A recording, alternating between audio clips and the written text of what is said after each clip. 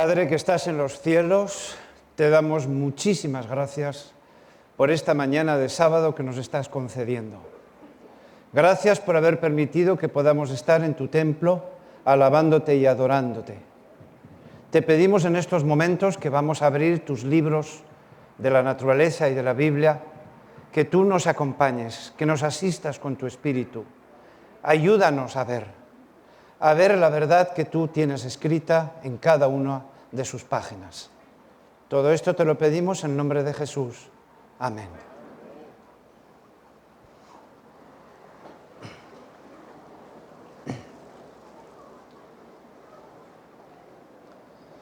Buenos días a todos.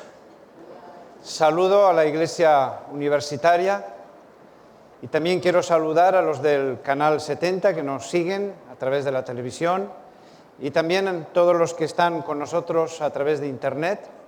Me siento muy a gusto pudiendo estar delante de todos ustedes y privilegiado por tener la oportunidad en esta mañana de poder abrir estos dos grandes libros que Dios ha dispuesto, a través de los cuales podemos comprender y conocer su nombre. Significado.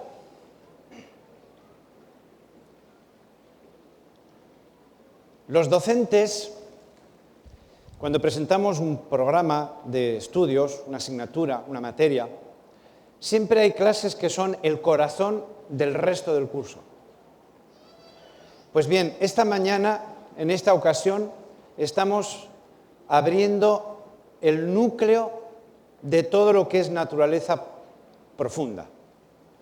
Si yo consigo transmitirles el tema de esta mañana, hemos conseguido el 90% de la semana de la oración. Este tema es clave. He dejado para este momento del culto del sábado el centro de lo que significa naturaleza profunda. Yo espero que Dios me ayude a ser capaz de transmitirles lo que hay dentro de mi mente y de mi corazón, porque en este tema he puesto todo mi cariño. Es el significado de la naturaleza lo que debemos buscar. Vivimos en una época, como dije anoche, en que la sociedad se va o hacia el materialismo evolucionista o hacia el orientalismo espiritualista. Pero nos resulta muy difícil buscar ese equilibrio en el centro. Es decir, tratar de ver las cosas con la mayor objetividad posible, pero con la suficiente profundidad como hace falta.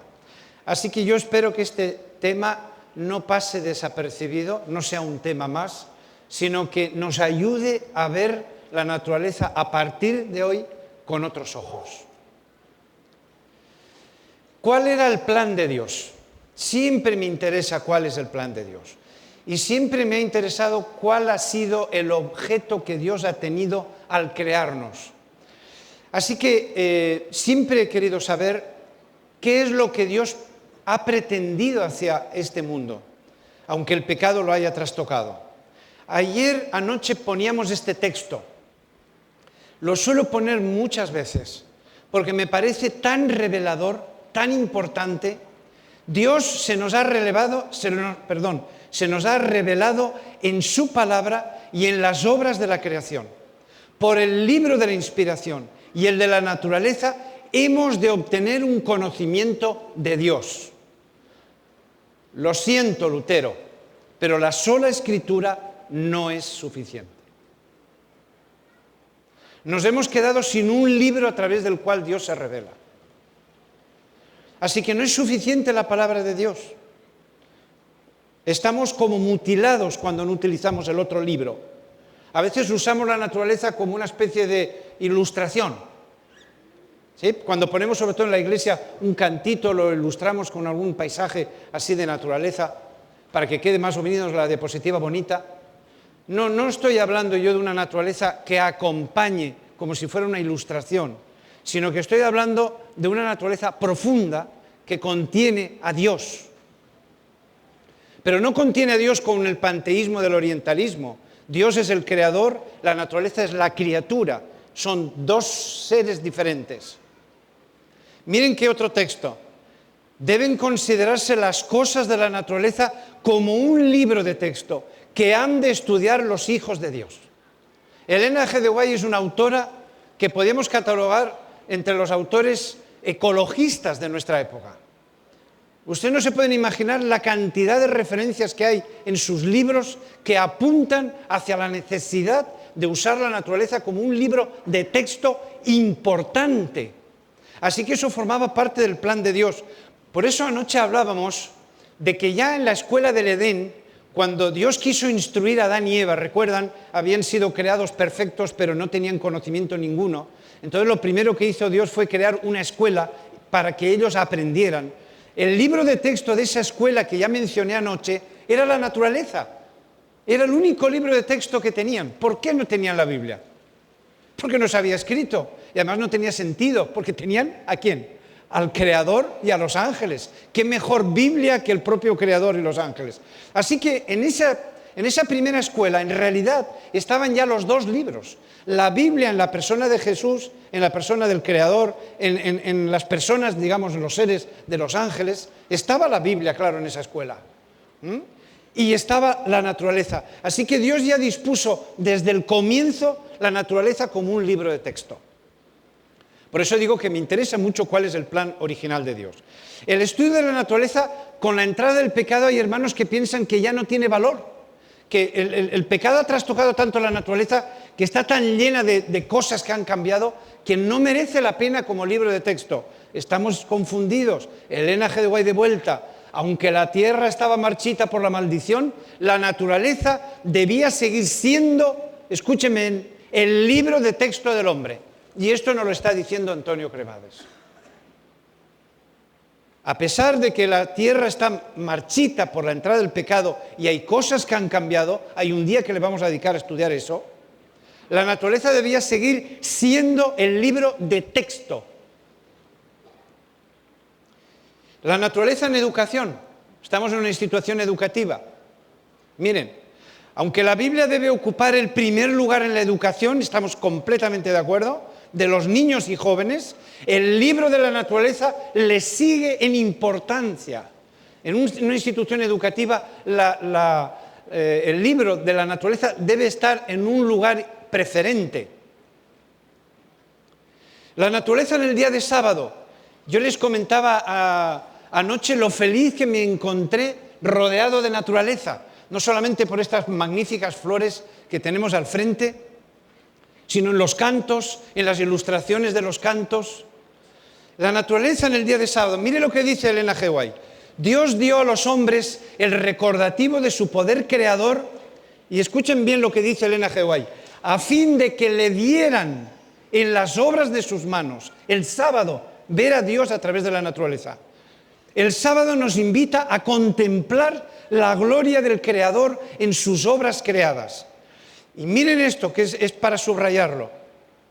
En el santo día de descanso, más especialmente que en todos los demás días, debemos estudiar los mensajes que Dios nos ha escrito en la naturaleza. Si hay un día en el que debemos abrir de forma especial el libro de la naturaleza, es un día como hoy. Y ustedes saben que pueden pasar meses sin hacer referencia a la naturaleza. Yo no conozco la realidad en este lugar, no estoy haciendo ninguna crítica a ningún lugar en particular, pero yo me muevo mucho por las iglesias con los seminarios de creacionismo. Y hay un vacío enorme en las iglesias en este sentido. Se habla muy poco de la creación. Y lo malo de esto es que muchos alumnos no vienen a nuestras escuelas, sino que van a escuelas públicas, a instituciones, universidades públicas, y entonces no oyen nunca hablar de la creación, ni nunca oyen hablar del Creador. Y entonces a lo largo de la semana, durante sus 5 días de la semana, están oyendo acerca de evolución. Y la Iglesia no contrarresta esa influencia, al menos en el sábado, hablando de la creación. Y esa es una realidad que me he encontrado en muchísimas partes del mundo. Miren el consejo de Elena G. White. El sábado, especialmente, más que ningún otro día, deberíamos abrir el libro de texto de la creación. En evangelismo, miren lo que dice en evangelismo. El libro de la naturaleza es un gran libro de texto que debemos usar conjuntamente con las Escrituras para enseñar a los demás acerca del carácter de Dios y para guiar a las ovejas perdidas de vuelta al aprisco del Señor. Yo estuve haciendo algunas experiencias en evangelismo en la UAP, en la Universidad Adventista del Plata. Cuando yo estuve en Argentina, estuve en contacto con algunos estudiantes de teología y estuvimos haciendo planes para una campaña de evangelismo usando la naturaleza. Ustedes saben que en las campañas de evangelismo se usa la psicología, por ejemplo, o se usa la medicina, la salud, 5 días para dejar de fumar, cosas de estas. Bueno, pero nunca se ha usado la naturaleza. Y usted no se puede imaginar la enorme sensibilidad que hay en la sociedad actual hacia temas de naturaleza. Y como la evolución ha sacado a Dios de la naturaleza, entonces se inclina el público muchísimo hacia el orientalismo. Es decir, buscan en Oriente encontrar la profundidad espiritual de la naturaleza que no encuentran en el materialismo evolucionista. Pero si se usara el libro de la naturaleza en evangelismo, mire lo que dice Elena G. White. La manera más eficaz de enseñar acerca de Dios a los paganos que no lo conocen es por medio de sus obras, no por medio de sus palabras. Fíjense, de esta manera, no lo dice Antonio Cremades, vuelvo a repetir, de esta manera, mucho más fácilmente que por cualquier otro método. Que yo sepa, no se ha usado este método todavía. Pues aquí tienen una pista de algo que se podría hacer. El estudio de la naturaleza en el futuro. Qué bueno que hemos tenido un trimestre de escuela sabática estudiando el tema de los orígenes. Y qué bueno que hemos tenido esa especie de suerte, entre comillas, de tener esta semana de oración con el tema de la naturaleza acto seguido. Es como un broche de oro, decíamos anoche. Miren lo que va a pasar en el futuro. Elena G. White nos abre una ventana hacia el futuro. El cielo es una escuela. Los que somos educadores tenemos futuro. Porque la escuela se inventó nada más crear al ser humano y seguirá hasta el final. Y en ese final volveremos a tener una escuela. Bueno, es normal, ¿no? Porque vamos a tener que aprender muchas cosas, lo decíamos anoche. Estamos tan desfasados de por dónde va la ciencia en el universo que vamos a necesitar una universidad para que nos pongan al día de las cosas. Mire lo que dice, el cielo es una escuela, su campo de estudio el universo, su maestro el ser infinito. Qué privilegio, vamos a poder tener otra vez al Creador como maestro. En el Edén fue establecida una filial, me encanta esta expresión, una filial. Yo no sé dónde estará el centro de la educación en el cielo, dónde estará la sede central, ¿no? Pero nosotros llegamos a ser una filial en el Edén, en esa escuela. Y una vez consumado el plan de redención, se reanudará la educación en la escuela del Edén. Vamos a volver a estar en esa universidad del Edén. Y menos mal va a ser nuestra salvación. ¿Recuerdan que ayer hablaba del ridículo?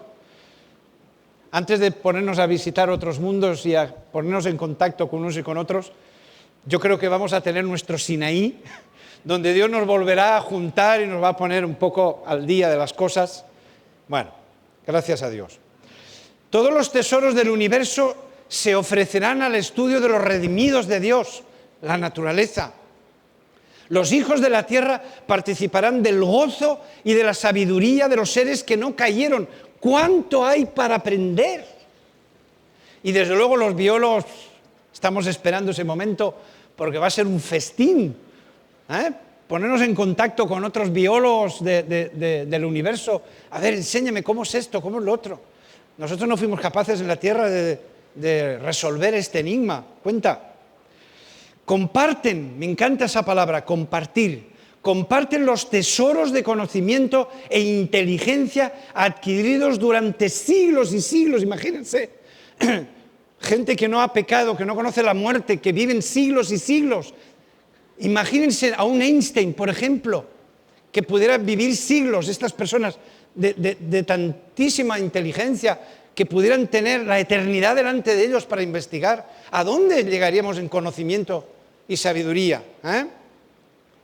Bueno, va a ser un momento, uno no se lo puede perder. Uno no se lo puede perder estar en esa escuela del futuro. Hay que inscribirse, que tiene fecha. No crean que esto va a ser... Hay un tiempo de gracia para inscribirse. Si se pasa, perdieron la posibilidad de estudiar en esa escuela. Bueno, así que vamos a hacer una pequeña síntesis. Dios le da valor a la naturaleza, ya que se estudió en el Edén, se estudia en otros mundos, se debe de considerar en el momento presente, en las iglesias, en las escuelas, a pesar del deterioro producido por el pecado. Se volverá a estudiar en la tierra nueva.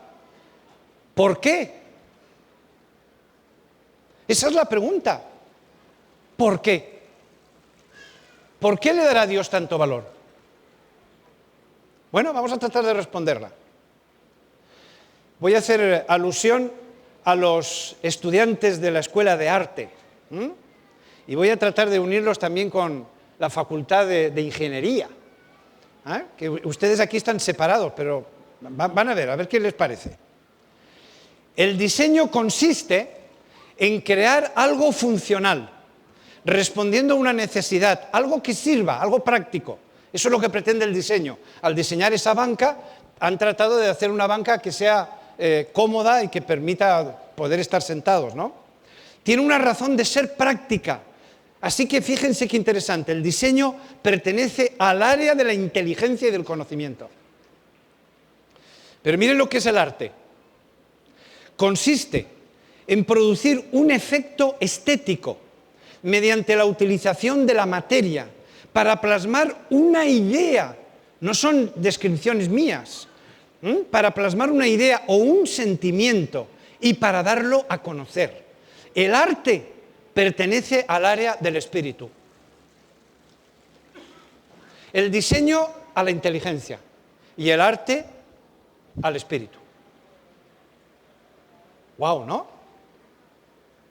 Así que la banca hay que diseñarla que esté cómoda, pero bonita. Bien. Miren qué interesante este autor, Fernando Martín. Dice, la obra de arte, son palabras impresionantes, la obra de arte refleja las creencias y la visión de una cultura. ¿Recuerdan? Seguimos en la línea de la cultura de anoche. La obra de arte refleja las creencias. ¿Recuerdan las capas de cebolla de los componentes de una cultura? La obra de arte refleja las creencias y la visión de una cultura. El diseño, su nivel tecnológico y el progreso de esa cultura. El diseño facilita la vida, el arte la enaltece. El arte es para los sentidos y alimenta el espíritu. El diseño facilita nuestras tareas. Qué bonito, ¿no? Ese conjunto entre diseño y arte. Así que el diseño pertenecería a la Facultad de Ingeniería y el arte a la Escuela de Arte, ¿no? Qué bonito sería si pudieran conjuntarlo, Mírenlo.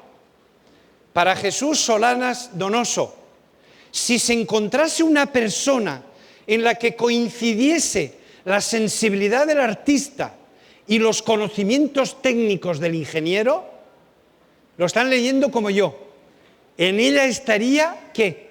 El diseñador ideal. Porque a veces diseñamos cosas muy prácticas pero muy feas. Y a veces creamos obras de arte que no valen para nada. Qué bonito sería si pudiéramos conjugar el arte con el diseño, la técnica con el espíritu. Pero ante la imposibilidad de encontrar genios, tal vez aquí podemos encontrarlos, pero este autor dice, pero ante la imposibilidad de encontrar genios a todas horas en diseño, suele trabajarse casi siempre en equipo. Porque cada uno pone su lado, ¿no? Bueno, yo he encontrado alguna cosa donde sí que han podido trabajar juntos. O sea, juntos no, en la misma persona la sensibilidad y la técnica, ¿no? Miren, la creación de... Esto es un arquitecto. Me he enterado que van a poner ustedes la carrera de arquitectura. Felicitaciones. Que haya que trabajarlo todavía. No sé si estoy metiendo la pata en esto. Pero estoy muy contento. Me puse muy contento cuando me enteré. Bueno, La casa, por ejemplo, ahí tienen la modelo y tienen la casa. Yo no voy a decir si es una preciosidad o no, no vamos a hacer un juicio de valores, pero miren lo que decía en la revista donde lo encontré. Miren lo que dice. La casa de la modelo Ana Rita, en las colinas de Hollywood, Estados Unidos, es una casa, miren qué expresiones encontré en la revista, es una casa con alma. ¡Wow! Una casa con alma. Creada, imaginada, inventada por uno de los arquitectos, decoradores más conocidos del momento, en estos momentos de Estados Unidos, que es este tal Balbés. Surge, mire lo que surge, de dónde surge la arquitectura de este autor. Surge de su personal filosofía. A través de la casa y la armonía que se crea en ella, se produce una comunicación sin palabras, en el mismo sentido que un cuadro nos atrae sin saber cómo, a nivel inconsciente. Una casa con alma. Diseñar no solamente de manera práctica, una casa necesitamos que tenga una serie de servicios para que tenga la casa lo que esperamos de ella. Pero qué bonito si la hacemos bonita. Si la casa tiene alma, si tú cuando entras a ella te sientes bien. Unir la técnica y el arte. Bueno, hay autores que han entendido que hay que reunir estas dos cosas. Miren, Abe Sfeld, él es un biólogo.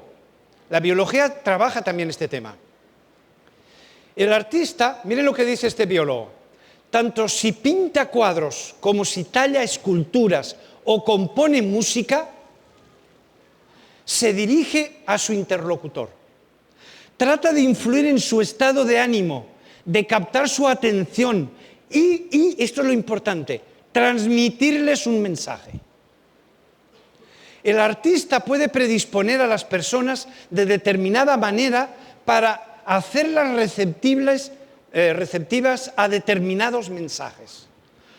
Es decir, la materia es una transmisora de las ideas, es una excusa para transmitir una idea, un mensaje. El artista usa las cosas para transmitir mensajes, ideas. Mire, Bruno Murari. El artista tiende a dar a su obra un significado. Estamos llegando al centro ya. Es decir, que la obra como tal no es más que el soporte de un mensaje. Otra artista, Rosana Meijide. Las producciones artísticas pueden entenderse como mensajes, una visión del mundo propuesta por el autor. Es decir, el autor cuando fabrica su arte está tratando de transmitir su filosofía de vida a través de su obra. Y los que no lo entendemos podemos estar viendo un cuadro, una escultura, cualquier obra de arte, escuchar una pieza musical y no ser capaces, por no entender, de captar el mensaje que contiene esa pieza musical o ese cuadro. Miren, hay autores que en el pasado han captado esto que estoy tratando de explicar. Platón. ¿Saben cuál es lo interesante de la filosofía de Platón? Lo que ustedes están leyendo ahí. Él fue capaz de encontrar la explicación de la naturaleza fuera de la naturaleza. Porque la teoría de la evolución trata de explicar el origen y el sentido de la naturaleza dentro de la naturaleza. Los orientalistas hacen la misma cosa. Tratan de buscar la razón de ser y el sentido de la naturaleza dentro de ese panteísmo en donde todo es Dios. Pero Platón fue muy original. Él encontró la razón de ser de la naturaleza pero fuera de ella. Y es ahí donde tenemos que buscar nosotros la razón de la naturaleza. Platón distinguía, me encanta esta teoría de Platón, distinguía dos mundos, el de las ideas y el de las cosas. Y aunque separó las ideas de las cosas, una cosa son las ideas y otra son las cosas, en Platón eso está bien claro, sin embargo las ideas y las cosas las relacionó, ya que las ideas son el modelo o el arquetipo de las cosas. ¡Guau! Cuando yo leí esto de Platón dije, sí, es eso. Es eso, la naturaleza es el mundo de las cosas, pero esta naturaleza obedece al mundo de las ideas. No hay que buscar en la naturaleza su origen, hay que buscarlo fuera. porque la naturaleza es una criatura, no es el creador. Hay una obra de Platón que se llama Timeo, donde el demiurgo que aparece ahí, que es una especie de semidios que crea, miren qué interesante, cómo lo expone Platón, este demiurgo crea las cosas en base a las ideas. Yo lo siento que esta mañana estamos muy filósofos, pero es que la naturaleza tiene mucha filosofía. No la vamos a entender mientras no hagamos esto. Miren cómo lo captó San Agustín. Hay grandes pensadores que no coincidimos con ellos plenamente, pero son perlas, son perlas. Yo soy un cazador de perlas, ¿eh? Cuando en algún autor encuentro una perla, la rescato. Miren lo que decía San Agustín. Las ideas que descubrió Platón están en la mente de Dios, creador. Igual que en la mente de un artista está con anterioridad de su realización el proyecto de su obra de arte. Miren qué interesante. San Agustín hizo la adaptación de Platón enseguida. El mundo de las ideas está en la mente de Dios y el mundo de las cosas es la naturaleza. Santo Tomás de Aquino, miren lo que dice, la doctrina de la participación. Bueno, esto voy deprisa, pero cada autor de estos es para parar y comentarlo. Dice, las criaturas se parecen a Dios en cuanto que representan la noción que de ellas tenía Dios en su inteligencia. Por el hecho de ser todos los seres materiales obra de la inteligencia divina, miren qué palabras tan cargadas de sentido, tienen una significación, un contenido inteligible. Mire qué interesante es esto. Conocer un ser de la naturaleza es ya un punto de conocimiento de Dios, porque Dios lo inventó, lo planificó antes de crearlo.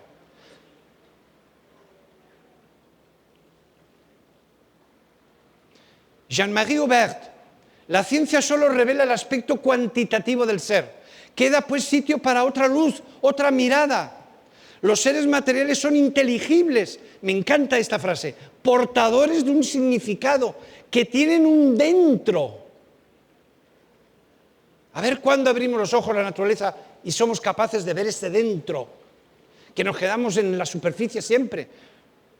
Lo cuantitativo es la superficie. Y pensamos que no, que nosotros estamos profundizando en la naturaleza y la biología ha descubierto no sé cuántas cosas. Todo eso es superficie. No es el dentro.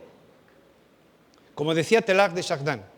Por medio de esa mirada, miren cómo dice este autor, por medio de esa mirada espiritual que extrae de los seres el significado de los mismos. ¡Wow! Hay tantos autores que se han dado cuenta ya de esto. Bueno, la explicación estratigráfica. Vamos a pasar esto, lo dejamos para otro momento. Miren lo que dice Elena G. de White. En su perfección original, todas las cosas creadas, escuchen bien, todas las cosas creadas eran una expresión del pensamiento de Dios. Esto lo tengo yo como un cuadro para mirarme a él de vez en cuando. La naturaleza es producto del pensamiento de Dios. Estudiar la naturaleza es estudiar el pensamiento de Dios. Y nosotros seguimos todavía en la superficie. Richard Cohn, el universo no es una gran máquina, sino que obedece a un gran pensamiento, no es creacionista. O sea, ya hay muchos autores que se han dado cuenta que la naturaleza contiene más de lo que aparece a primera vista. ¡Ay, cuántas cosas podríamos hablar! Pero el reloj es mi martirio. Cristo trató, miren, en Jesús, este texto es buenísimo. Cristo trató de quitar aquello que oscurecía la verdad. Vino a descorrer el velo que el pecado, hablamos de cultura otra vez, la cultura del pecado, que es la nuestra.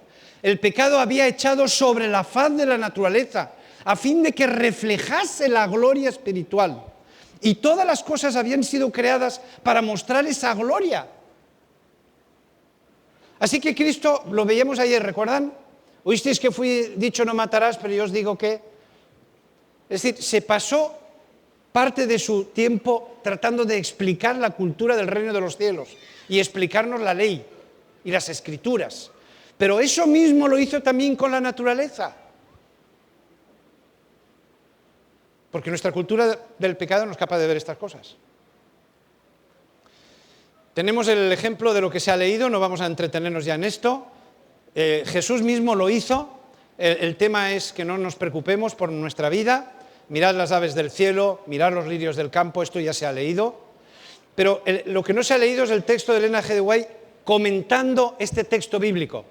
Dice, Jesús arrancó un hermoso lirio y lo colocó en manos de los niños y los jóvenes y expresó la lección.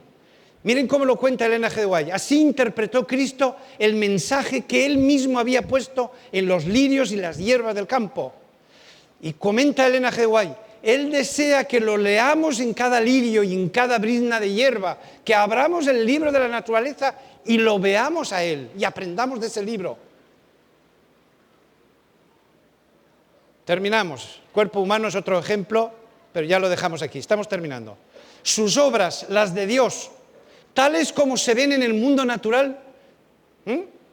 Sería muy bueno publicar un libro de Elena G. de White que sea una recopilación de sus citas en ecología, porque son muchas. Es una autora que no se conoce en el mundo secular en este sentido, porque ella avanzó. Cuando ella escribía esto, no se hablaba nada de estas cosas.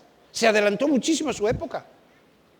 Miren lo que dice, subrayado en amarillo. Dice, no se comprenden ni se valoran. Atentos, pueblo cristiano.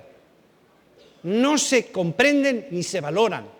Incluso, mire lo que dice, ni siquiera en un 50%, ni la mitad captamos de la naturaleza.